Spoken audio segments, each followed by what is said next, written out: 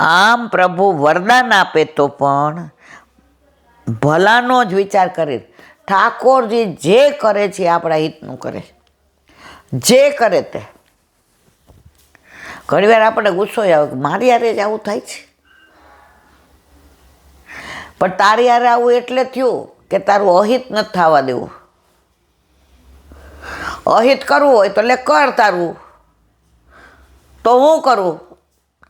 જો તું કરસ તો તારું તું ચાલ, અને તું મારા ઉપર છોડી દેશ તો હું તારું અહિત નહીં કરું.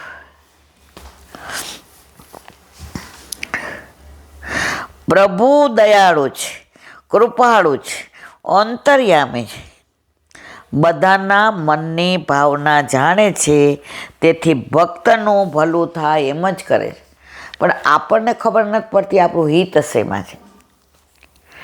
ઘણીવાર આપણે એવું માનીએ કે આમાં જ મારું હિત છે. મારે જોબ છોડવી હતી ત્યારે બધાય મને સમજાવતા હતા, કોઈ બાકી નહોતું. ઓફિસરોથી માંડીને બધા જ ઘરના, કુટુંબના, પાડોશી. એ બેન તમને ખબર પડે સેન્ટ્રલ ગવર્મેન્ટ, પણ પ્રભુને મારું હિત શેમાં છે એ ખબર હતી. એણે બધું કર્યું, એના ઉપર વિશ્વાસ. તો આજે મેં ઘણું બધું મેળવું અલૌકિક, પણ એ લૌકિકમાં રહી હોત તો પૈસો મારો પરમેશ્વર ને હું પૈસાનો. અને એ મેળવું હારવાર એણે લૌકિકે એટલું આપ્યું છે, પણ એ અવાંતર ફળ છે, એ વચગાળાનું. અહીંથી બોમ્બે જતા હોઈએ અને સુરતની ઘારી ખાવાનું મન થાય તો કે રાજધાની સુરત નહીં ઊભી રહે. આપણે ઘરે રે ઊભી રહી હોત તો ઘારી લઈ લે, બહુ મન છે. હવે ત્યાં એને સિગ્નલ ન મળ્યું અને ઊભી રહીને ઘારી મળી ગઈ. આપણી મંજિલ કઈ છે બોમ્બે, તો આ ઘારી તો અવાંતર ફળ છે મારા વાલા. એમ સંસારનો લૌકિક ફળ તો અવાંતર છે, એ તો એ આપવાનો જ છે, ચિંતા ના કરો. ચિત્ત તું સિદ્ધને ચિંતા કરે, કૃષ્ણને કરવું હોય તે કરે. તો આપણને આજે જે પ્રભુ આપણા હિતનું જ કરે છે, આપણે આપણી ચિંતા કરીએ ને એટલે પ્રભુ કે એક ઓછો. દીકરો પરણે જુદો થાય ને, ભેગો હોય ત્યાં સુધી આપણે ઘરવાળાને કહીએ એનો પગાર ઓછો છો, લેતા ને એની પાસેથી ને, અને બહુ તો એને સારું લાગે ને તો 5,000 લેજો, એને 100 ખવાય નહીં. ભલે ભેગા કરતો, 2 માણસ જોઈએ વાપરવા. હવે તો એને મજા ન આવી આપણી યાર, કાંઈ વાંધો નહીં, હવે એ જુદો થયો, આપણે શું કામ ચિંતા કરીએ, હવે તું તારું કરી લે. એમ ઠાકોરજી કહે છે તારે જુદા રહીને તારું કરવું હોય તો કરી લે, તું ભેગો તો મારું માને ત્યાં સુધી હું બધું નક્કી કરી દઉં કે તું મારો એટલે બધી ચિંતા મારી. હવે અવગુણને પણ ગુણ માન, એ આવો ભગવાન ન હોય. એ ઘરમાં આપણે છે ને દીકરાના અવગુણ હોય ને, દોષ કરતો હોય ને, હામું બોલતો હોય ને તો 2 વાર આપણે સમજાવી દઈએ, હકણો રહે છે ભાઈ, પોહાય તરે નહીં તો હાલતો થા. લૌકિકમાં આ મારો વાલો તો કેવો અવગુણ નહીં ગુણ માને. આવો ભગવાન કોઈએ જોયો છે? કોઈ ભગવાન છે આવો? અમારો પુષ્ટિ પુરુષોત્તમ. ઇન્દ્રે જ્યારે કોપ કરીને 12 મેઘને વ્રજ ઉપર મોકલ્યા ત્યારે પ્રભુએ ગિરિરાજ ધારણ કરી વ્રજની રક્ષા કરી. ઇન્દ્ર પોતાના અભિમાનમાં ચકચૂર હતો, તેને ભાન ન રહ્યું કે સામે કોણ છે. પરંતુ ઇન્દ્ર આવીને જુએ છે તો વ્રજ મંડળ આખું ગિરિની છાયામાં રહી આનંદ કરે છે. ઇન્દ્રને પશ્ચાતાપ થયો, તેથી ક્ષમા માગવા આગળ સુરભી ગાયને લઈને પોતે પાછળ દંડવત કરતો આવ્યો અને ભગવાનની ક્ષમા યાચના માગી અને સ્તુતિ કરી. ત્યારે ભગવાને કહ્યું, તે ભલે ક્રોધ કર્યો પણ મેં તો તારી સેવા માની. ઇન્દ્રએ કોપ કરીને બધું તરબતર કરવા માગતો હતો. ભગવાન કે તે ભલે કર્યું, મેં તો તારી સેવા માની. આ 84 કોષમાંથી જ વ્રજવાસીઓ બધા મારા માટે અન્નની વિવિધ ભાતના પકવાન બનાવી લાવ્યા હતા, પરંતુ જળ તેના પ્રમાણમાં ઓછું હતું. તેમજ મારું જે ચક્ર છે તે પણ તરસ્યું હતું, તેની પણ ધ્યાન પ્યાસ બુઝાવીને તે મારી સેવા કરી છે. આટલું વાદળો મોકલા, ઘનઘોર, આટલો વરસાદ, તોફાન, પ્રભુ કે બહુ સારું કર્યું. આટલું મેં અન્નકૂટ આરોગ્ય, વ્રજવાસીઓ કેટલું લાવ્યા હતા, પણ જળ ઓછું હતું. તે કેવું હતું કે તે જળ વરસાવીને અમારી જળની સમસ્યા દૂર કરી. અવગુણને પણ ગુણ માને એવો મારો પ્રભુ. એકવાર એક બેને નવા નવા ઠાકોરજી પુષ્ટ કરાવ્યા ને તો અષાઢા મહિનામાં પેલા ફણગાવેલા મગ બિચારાએ કર્યા હતા. હવે નવું નવું એટલે આપણે એવું થાય, પેલા ખોડે દીકરો આપ્યો હોય તો ઘણીવાર ઓલી બાળાગોળી ગળાવવાનો રહી જાય ને ઘસારો રહી જાય ને પછી જીવ બાળીએ બીજે દી. આજે તો પાયું, કાલે રહી ગયો તો એને પેટમાં ન દુખે થારો. હવે ફોન આવ્યો, ઈલાબેન મેં તમારા ઠાકોરજીને કાલે આરોગવા હશે, પણ એને વ્યથા થતી હતી કે મારે આવી ભૂલ ન કરવી જોઈએ. તો ઠાકોરજી તો આપણા અવગુણને પણ ગુણ માને છે. આવા છે પ્રભુ, અપરાધને પણ ક્ષમા કરીને ગુણ, પાછા અપરાધની ક્ષમાય કરી અને ગુણ માન્યા કે તે જળ વરસાવ્યો. આવો પ્રભુ ના મળે. અને એ પ્રભુ આપણા ઘરે બિરાજે છે, જેણે ગિરિરાજ ધારણ કર્યો, જેણે માખણ ચોરી લીલા કરી ગોપીઓના ઘરમાં, જેણે નંદ યશોદાનો પ્રેમ મેળવ્યો, જે ઉખલે બંધાણા,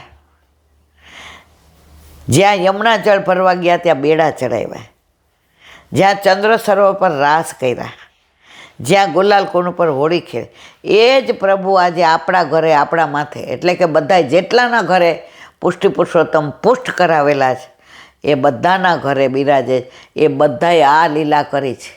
એ ઠાકોરજી જુદો ને આપણો જુદો નથી મારા વાલા. આપણા ઘરે એ જ ઠાકોરજી છે જે વ્રજમાં, સારસ્વત કલ્પમાં, દ્વાપર યુગમાં ઠાકોરજીએ જે લીલા કરી, એ લીલા કરતા ઠાકોરજી જ આપણા ઘરમાં બિરાજે છે. એમાં કોઈ ભેદ નથી. વાલ્મીકી મરા કરતા હતા, તે ઉલટાને સુલટું માન્યું, રામ નામનો સ્વીકાર કર્યો. મરા એણે એવું સમજ્યું કે રામ રામ બોલાય. તમે રોજ જલ્દી મરા બોલો તો રામ રામ થાય. મરા થઈ ગયું.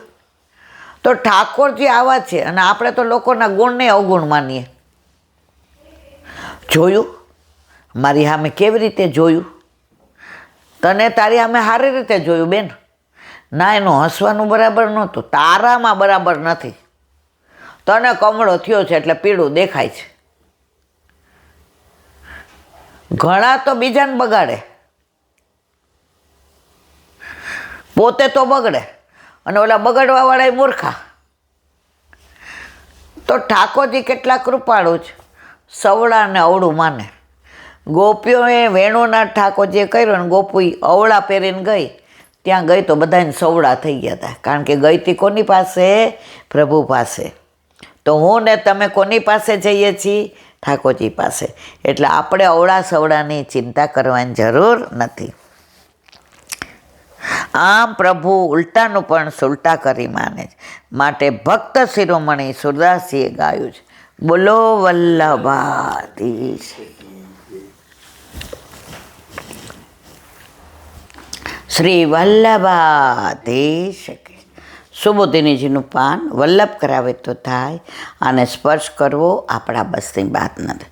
ભીષ્મ પિતામહે જે ઉપદેશ આપ્યો અને કહ્યું કે તું ધર્મી છે, તું ધર્મને જાણે છે, તારામાં દયા છે યુધિષ્ઠિર, એટલે હવે તું પ્રજાનું રક્ષણ કર અને રાજ કર.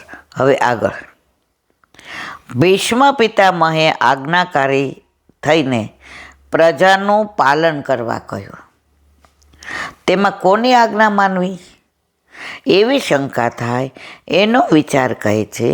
તસ્યાનુહિત અહીં તત્પદ પહેલાં કહેલું જ, ત્યાં દેવતંત્રથી કાળનું નિરૂપણ કર્યું, એટલે કે સર્વ દેવાધીન છે એમ કહ્યું છે. એના પહેલાં ન અયસ્ય કહી ચિદમ્રાજન માં કૃષ્ણનું નિરૂપણ કર્યું છે, એટલે કે સર્વ કોઈ ભગવાનને આધીન છે એમ કહ્યું. આવી ગયું છે. એટલે હવે આગળ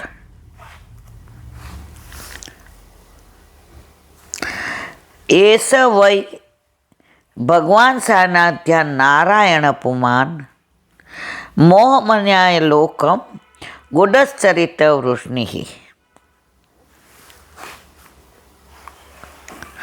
આ આવી ગયું છે.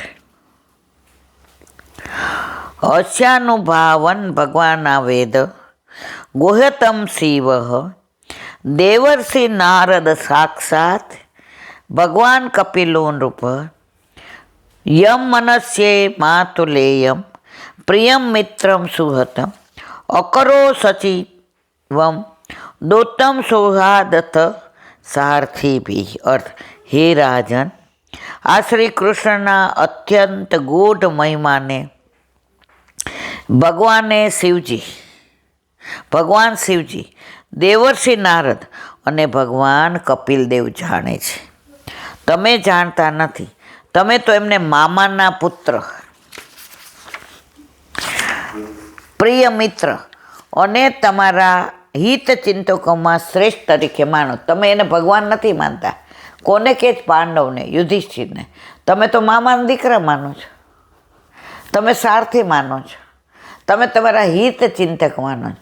પણ શિવ, નારદજી, કપિલદેવ બધાય ભગવાન કોણ છે, કેવા છે ને કેમ નહીં એ બધું જાણે છે. એ કોણ છે?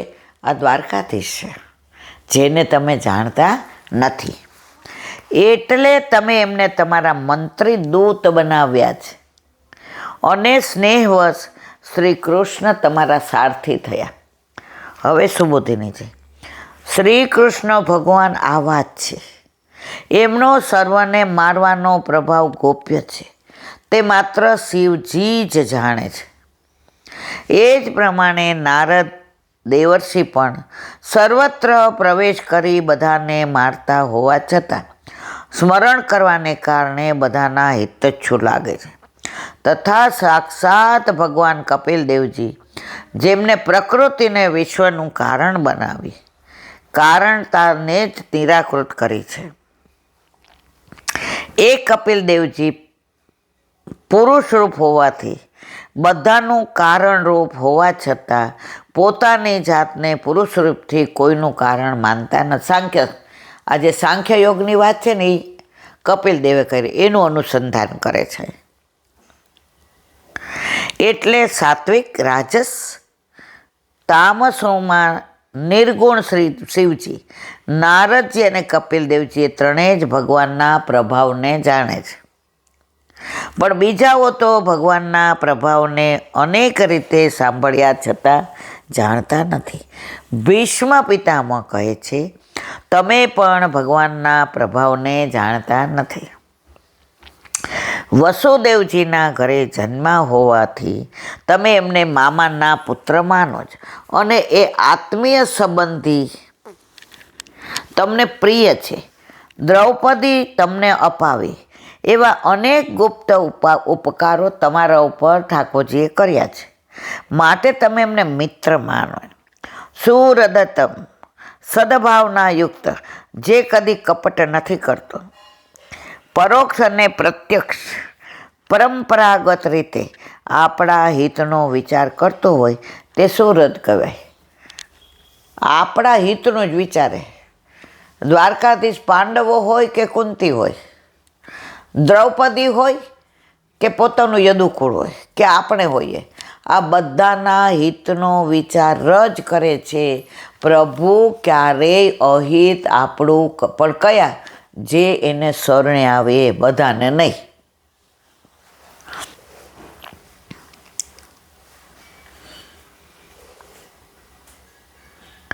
પરોક્ષ, તમે ભગવાનને એ રૂપમાં માન્યા છે.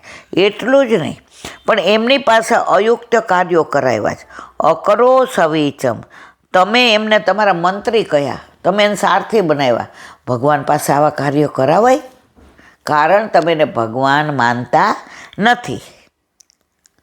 હીન કાર્ય કરનાર દૂત બનાવી કૌરવોની સભામાં મોકલ્યા અને છતાંય પ્રભુ ગયા. વ્યવહારના સમાન હોવા છતાં ક્યારેક સ્નેહવશ હીન કાર્ય કરવામાં આવે તે જ કારણથી તે તમારા સારથી બન્યા. અને કંઈ એકાદ વાર સારથી બનાવ્યા એવું નથી, પણ રથની રક્ષા કરવા તમે ભગવાનને સારથી બનાવ્યા છે. અહીં શંકા કરે કે બીજા ભગવાનનું સ્વરૂપ નથી જાણતા, પણ ભગવાન તો પોતાના પ્રભાવને જાણે છે. તો પછી સારથી બનવાનું હલકું કામ કરવા કેમ પ્રવૃત્ત થયા? ત્યાં કહે છે, સર્વાત્મન સમદ્રસ હયદ્રવ્ય સહાય ન કૃતે તત્કૃતમ અતિ વૈમસ્ય નિર્વધસ્ય ન ક્વચિત. અર્થ: સર્વના આત્મા, સમાન દ્રષ્ટિવાળા, દ્વૈત ભાવથી રહિત, અહંકાર રહિત, નિર્દોષ ભગવાનને ઊંચ નીચ કર્મથી થનાર વિષમ બુદ્ધિ થતી નથી. ભગવાનને કોઈ વાલું નથી, ડવલું નથી. આપણી દ્રષ્ટિમાં ભગવાન આવું કરે છે. ભગવાન, ઓલો એક માણસ આવ્યો, એ કે હે ભગવાનને ખબર પડે આટલું મોટું તરબૂચ અહીંયા જો નીચે અને આટલી કેરી ઉપર, આવું કરાય? એમ કરીને હું તો કે થાકી ગયો છે, ઊંઘમાં ઉપરથી કેરી પડી. એ કે અરે તરબૂચ હોત ઉપર તો મારું માથું ફાટી જાત. તો ભગવાન તો બધું જ બરાબર કરે જ, પણ એને આપણે જ પાછા કહીએ ભગવાન આ બરાબર મારી સાથે આવું કર્યું. આને કેવું છે જો, આપણે ભગવાન કરતાં ડાયા, પણ ભગવાન આપણી સાથે આવું કર્યું એમાં આપણું હિત છે. અને જો એ સમજણ પડી જાય પછી આપણો બેડો પાર. બોલો વલ્લભાધીશ. શ્રીમદ ભાગવત અને મારા ગુણવત પ્રણામ. चंद्र सरोवर पे सुरदासी के द्वार पे मेरा दंडवत प्रणाम. सुरभि कुंड पे परमानंदासी के द्वार पे मेरा दंडवत प्रणाम. जमुनावता पे संकर्षण कुंड पे कुंभदासी के द्वार पे मेरा दंडवत प्रणाम. बिच्छू कुंड पे कृष्णदासी के द्वार पे मेरा दंडवत प्रणाम. कदम खड्डी पे गोविंद स्वामी के द्वार पे मेरा दंडवत प्रणाम. अप्सरा कुंड पे चित्त स्वामी के द्वार पे मेरा दंडवत प्रणाम. मानसी गंगा पे नंददासी के द्वार पे मेरा दंडवत प्रणाम. रुद्र कुंड पे चत्रभुजासी के द्वार पे मेरा दंडवत प्रणाम. व्रज विलास व्रजनी गोपिकाओने मारा दंडवत प्रणाम. हे वल्लभ, સવારથી અત્યાર સુધી સેવા સ્મરણ સત્સંગ જે પણ તે કરાવ્યું તે તારા ચરણારવિંદમાં સમર્પણ કરું છું. બોલ અપરાધ થઈ હોય તો ક્ષમા કરજો. બોલો વલ્લભાધીશ કી જય. દ્રઢયના ચરણાના કેરો ભરો, દ્રઢયના ચરણાના કેરો. શ્રી વલ્લભનક ચંદ્ર છટાબીન જુગમાં જ અંધેરો ભરોસો. દ્રઢયના ચરણાના કેરો. साधन और नहीं आकली में जासो होय निवेरो. सूर का कहे द्विविध आंधरो, बिना मोल को चेरो भरोसो. દ્રઢયના ચરણાન, દ્રઢયના ચરણાન, દ્રઢયના ચરણાન કેરો. શ્રી વલ્લભાધીશ કી જય. આજનો આ સત્સંગ મારા વલ્લભના ચરણારવિંદમાં સમર્પણ કરું છું. ભૂલ અપરાધ થઈ હોય તો ક્ષમા કરશો. આ મારા વલ્લભની વાણી અને ભૂલો એ મારી. બોલો વલ્લભાધીશ કી જય. બધાય વૈષ્ણવને જાજા કરી જય શ્રી કૃષ્ણ. જય શ્રી કૃષ્ણ.